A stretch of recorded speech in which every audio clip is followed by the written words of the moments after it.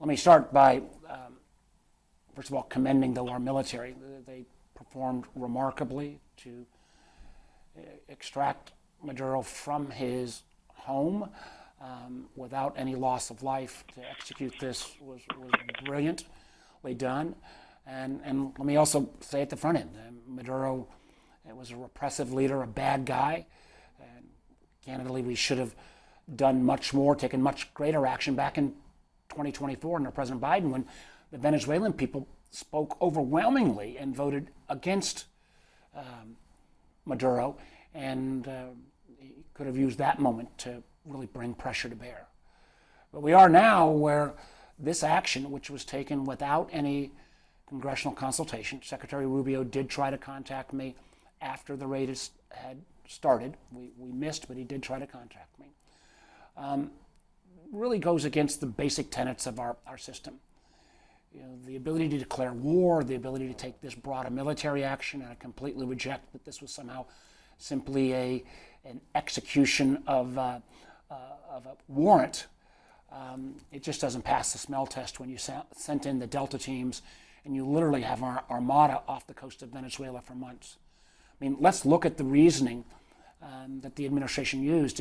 If any country can go in and extract a leader of another nation simply based upon the presumption that they broke our law, what would then stop Vladimir Putin from saying, well, Zelensky broke Russian law, so he can go take him out, or stop President Xi from taking over Taiwan, because Chinese law has said for the last 40 years that Taiwan is simply a breakaway province.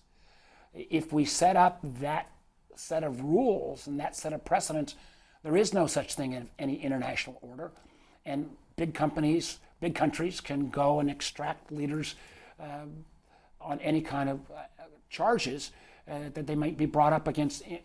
And if we say, well, American law is better than anyone else, well, if that's the case, why would this president then pardon the former Honduran President Hernandez, who was indicted and convicted under American law, was serving time for the exact same type of charges that were brought against Maduro, and yet Trump pardons him? So this puts us, I think, on a very dangerous path, the underlying reasons and rationale for this extraction. Well, Gabrielle, in a normal circumstance, that's why we have the committee structure, that you should be able to walk and chew gum at the same time. You should be able to do more than one thing. We clearly will vote on my friend Senator Tim Kaine's resolution, War Powers Act, about Venezuela. I will be voting for that resolution, and I'll be anxious to see so many of my Republican friends who'd been quietly issuing concerns about the buildup, about the strikes on the so-called drug boats. Will they find the courage to actually vote their convictions and what they've said privately? Time will tell. And then, yes, the fact that we've got close to 24 million Americans that have seen their healthcare costs skyrocket. And remember, healthcare costs going up, it's not just the folks who lose the tax credits under the ACA, but if you suddenly put 10, 15, 20 million more people into the uninsured basket, they will show up at the emergency room for the highest cost care, oftentimes where they can't pay the bill. That uncompensated care gets passed into the whole system, raising everybody's rates. So it'll be interesting. My Republican friends had plenty of chances to kind of extend the existing program. They chose not to. I think we've got to focus on that, and we've got to focus. I would think, the president and all of us ought to take a lesson from the elections, whether they be in New York, New Jersey, or anywhere around the country, but particularly here in Virginia. What people want is affordability. They don't want their health care costs going up. But if we think about affordability in Virginia, one of the crazy things the administration recently did by basically canceling all the wind projects, offshore wind, that project was running basically $10 to $11 billion. We've spent, the Dominion, using ratepayer money, have spent about $7 billion. It was going to power 400,000 homes. I've been supportive of this project, and again, I appreciate the fact that it's had broad bipartisan support. Was going to make Virginia a leader in wind power across the country. Well, by canceling that, if we can't get it reopened, you're going to have a bunch of sunk costs, and you're going to have utility rates go up. So we've got questions around international circumstance, we've got healthcare, we've got the affordability issues around utility rates. We've been working for some time. I've got a broad set of bipartisan bills around housing. We need more housing supply.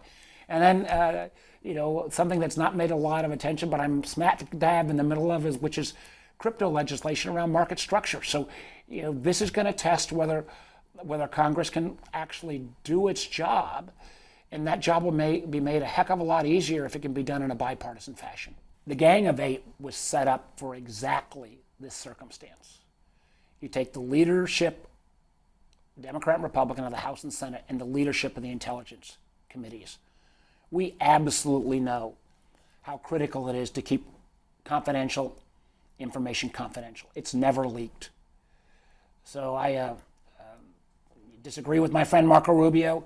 This is exactly the kind of circumstance where you would notify the Gang of Eight at the most confidential level before an attack took place.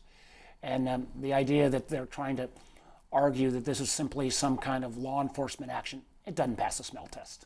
It was bold, but the question is kind of what next? And now we have the question of, the president has claimed that he's going to run Venezuela.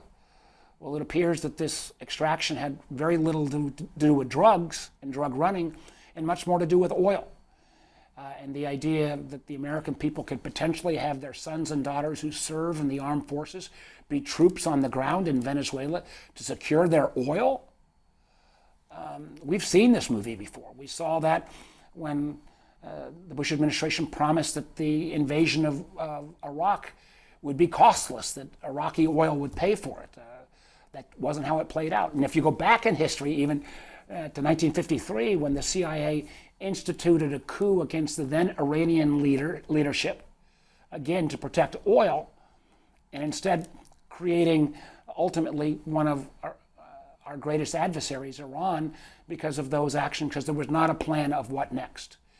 And I have no idea about what is next. I do know that the Venezuelan people deserve democracy. They have expressed their views against Maduro.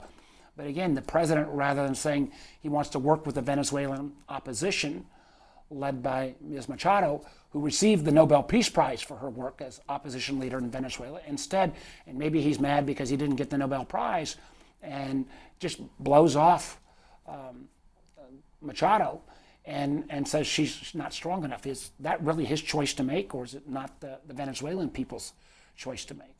I've sat on a number of briefs around Venezuela. I've never heard the current acting president, Rodriguez, viewed as anything other than a loyalist to Maduro and to Chavez before Maduro. So an awful lot of questions about what motivated this extraction, what was the legal reasoning, couldn't it be used by other nation states against our allies around the world?